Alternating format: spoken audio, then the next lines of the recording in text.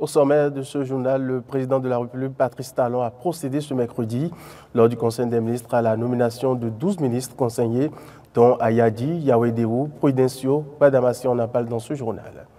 Le Bénin a célébré ce jour son 16e anniversaire de la Déclaration universelle des droits de l'homme, une occasion pour Amnesty International Bénin de se prononcer sur la situation des droits de l'homme dans le pays. Hors des frontières béninoises au Togo, les choses se précisent de plus en plus sur le prochain Sénat dont le suffrage universel indirect se tient le 2 février 2025. Voilà pour le sommet.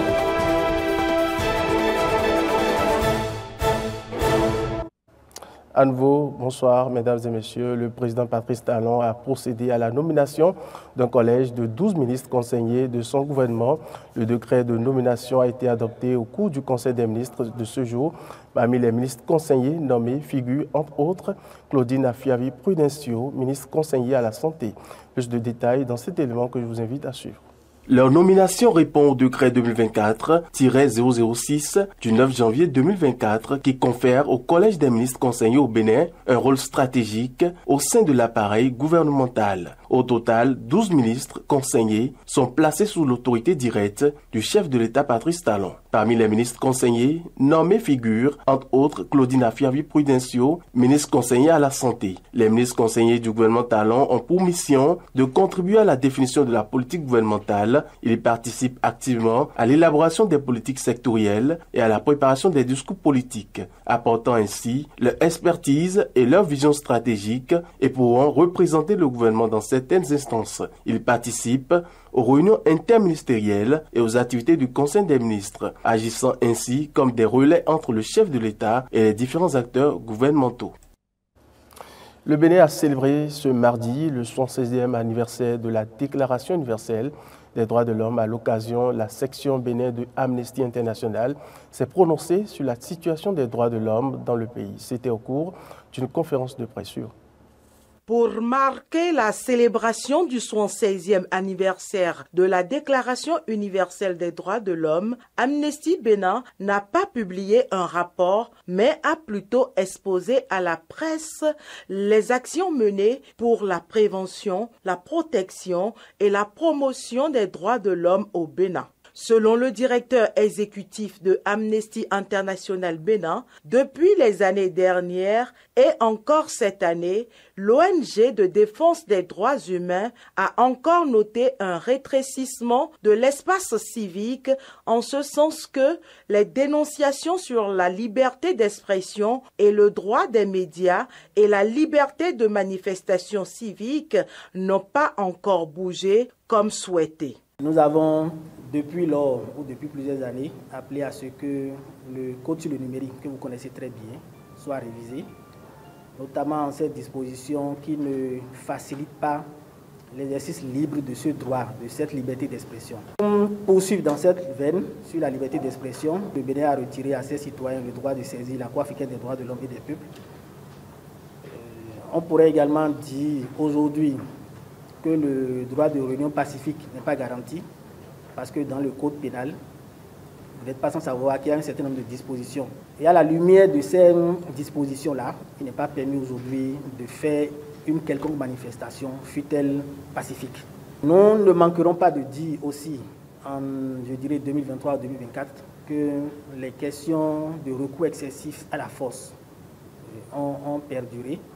La situation des droits humains dans les prisons et maisons d'arrêt du Bénin a été également abordée. Je voudrais ici rappeler la situation critique des femmes de la maison d'arrêt de Porto Novo. Ces femmes-là, dans leur bâtiment où elles sont détenues, n'avaient pas de toilettes. Les hommes, eux aussi, dans leur bâtiment, il n'y a pas de toilettes internes, de douche interne. Ils ont un grand tonneau qui recueille des urines et des matières fécales. Et c'est dans ce même environnement, figurez-vous qu'il y a des gens qui dorment, qui conservent de la nourriture. Les gens dorment à même le sol, sur le côté. Et si par malheur vous avez envie d'uriner la nuit et que vous vous levez, c'est que vous allez perdre votre place. Dans aucune des prisons et maisons d'arrêt du Bénin, nous n'avons noté la présence d'un médecin d'État permanent.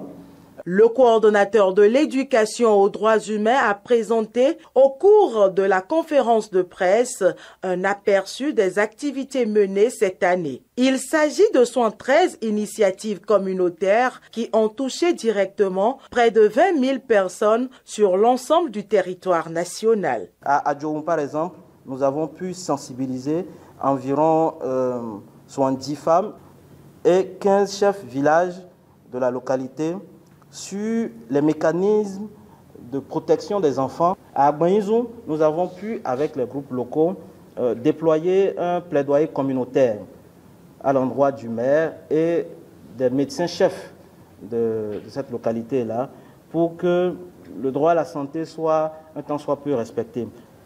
À Djougouya-Waké, l'immigration clandestine a retenu l'attention de nos groupes locaux dans ce département-là. Toutefois, les conférenciers ont salué les efforts du gouvernement dans la prise en compte progressive de leurs différentes recommandations pour le respect des droits humains au Bénin. Edouard Loko, président de la Haute Autorité de l'Audiovisuel et de la Communication, a reçu hier à son cabinet le nouvel ambassadeur de la République populaire de Chine au Bénin, son Excellence Chiang Kai. Cette rencontre marquée par des échanges fructueux a permis aux diplomates chinois de comprendre le rôle et les missions de l'institution de régulation des médias au Bénin. Écoutons Chiang Kai. J'ai le plaisir de venir ici rendre visite au président de l'ARC. C'est pour moi un plaisir d'avoir l'occasion de connaître le rôle et le fonctionnement de cette institution, très important. Et aussi d'échanger avec nos amis béninois sur éventuelles coopérations dans le domaine de communication. Premier séminaire partenariat avec l'enseignement supérieur africain, c'était hier à l'Institut français de Cotonou. Le séminaire vise à renforcer les liens académiques entre l'Afrique et la France. C'est le premier séminaire consacré au PEA, Partenariat académique Afrique-France, un dispositif copiloté par le ministère de l'Europe et des Affaires étrangères et le ministère de l'Enseignement supérieur et de la Recherche scientifique. Un sentiment de fierté pour la ministre de l'Enseignement supérieur et de la Recherche scientifique. Je ne peux que me réjouir. Me réjouir ce matin de cette belle assise qui vient consacrer une fois de plus cette lumineuse initiative, vous l'avez rappelé tout à l'heure, de son Excellence le Président de la République française, M. Emmanuel Macron, mise en œuvre par l'ANR avec le concours financier de l'AFD, les partenariats avec l'enseignement supérieur africain. C'est un passage important. C'est un partenariat avec un grand continent comme l'Afrique. Pour nous, il n'y a que les vrais gagnants qui puissent le comprendre et la République française fait partie de ces gagnants. Une ambition lancée par le président Emmanuel Macron dans son discours de Ouagadougou en novembre 2017 et renouvelée lors du sommet Afrique-France de Montpellier en octobre 2021. Ceci démontre l'histoire d'amour unissant l'Afrique et la France. Les liens qui unissent l'Afrique et la France en matière académique sont anciens, profonds.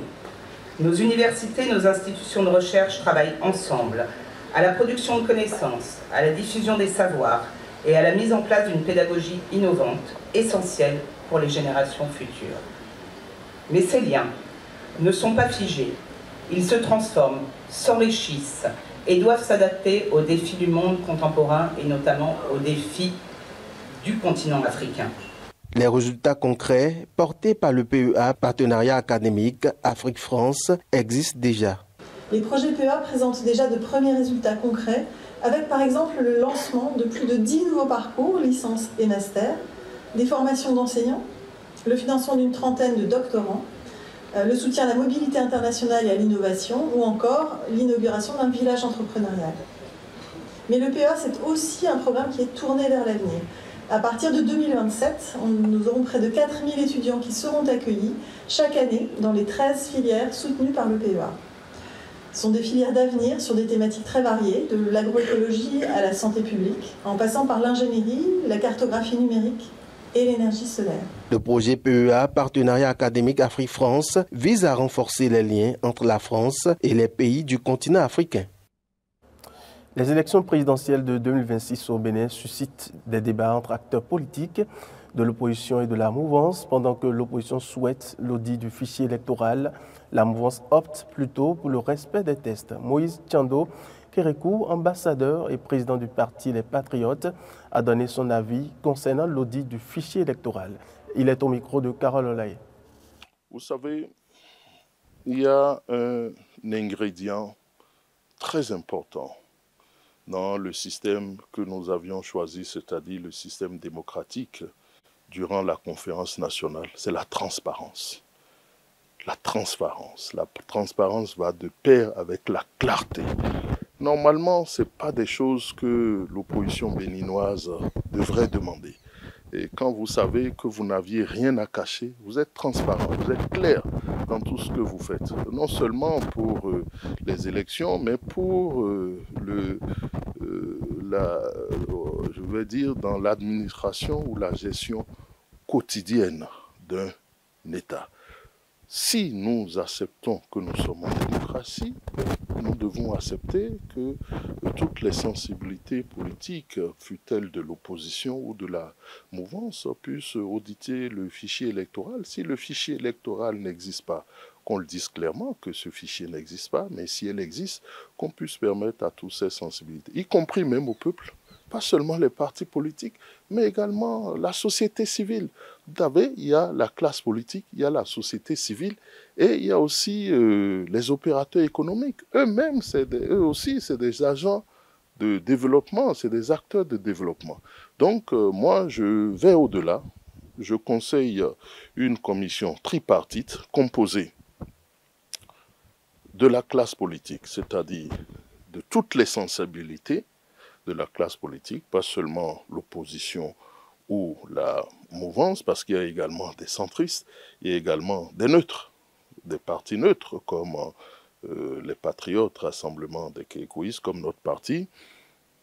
La deuxième, il faut associer donc aussi la société civile, ceux qui s'occupent de la bonne gouvernance, ceux qui s'occupent de la transparence et des élections libres et démocratiques. Et il faut aussi associer les opérateurs économiques parce qu'ils ont leur mot à dire. Et toutes les décisions que nous prenons auront forcément un impact sur la croissance économique du Bénin. Donc je proposerai, j'encouragerai, je vais exhorter à une commission plus élargie pour l'audit du fichier électoral, de manière à ce que tout le monde, avant les élections, puisse dormir en paix, puisse savoir que nous allons vers des élections libres et démocratiques et qu'il n'y aura pas une main invisible qui va traficoter les élections par là et ne pas tenir compte du vote même des citoyens. Le citoyen mérite qu'on le respecte, il ne faut pas trafiquer son vote et il faut lui montrer que nous sommes responsables, nous les acteurs politiques, nous voulons le bien de cette nation et que les élections vont se dérouler démocratiquement et en toute transparence. Hors de nos frontières, nous sommes au Togo, il y a plus de précisions sur la composition du futur Sénat qui va être mise en place pour la première fois de l'histoire du pays. Le scrutin au suffrage universel indirect se tiendra le 2 février 2025. Plusieurs textes publiés au journal officiel donnent plus de détails sur cette nouvelle institution. Plus de précisions avec Espoir Oumabo.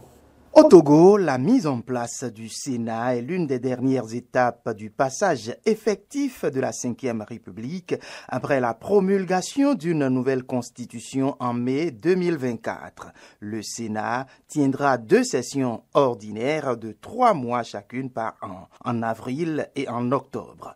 Il comptera 61 membres. 41 élus au suffrage universel indirect pour 6 ans par de grands électeurs, soit les conseillers régionaux et locaux. Les 20 autres sont désignés par le président Faure Gnassingbé. Les sénatoriales se déroulent dans 39 circonscriptions électorales.